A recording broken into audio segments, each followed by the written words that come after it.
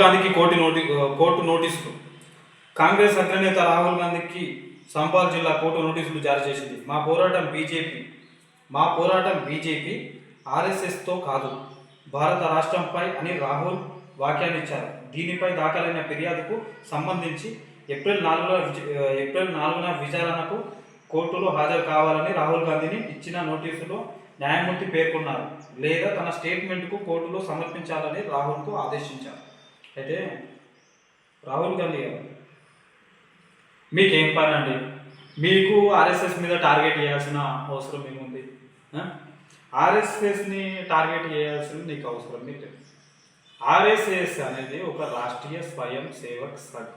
అది ఒక సంఘం లాంటిది, ఒక హిందువులకు ఒక సంఘం లాంటిది అది. సో వాళ్ళ కొన్ని సాంప్రదాయాలు ఉంటాయి కాబట్టి వాళ్ళ దాన్ని వాళ్ళు రక్షించుకోనికే వాళ్ళ దాన్ని అది చేస్తున్నారు.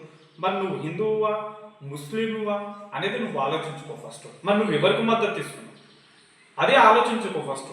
నువ్వు బీజేపీ ఏంది, నీ టార్గెట్ బీజేపీ ఏంది? బీజేపీ కన్నా ఆర్ఎస్ఎస్ చాలా గొప్పది, పెద్దది. నీకు అది ముందు వెళ్ళిపోతే తెలుసుకో ఫస్ట్.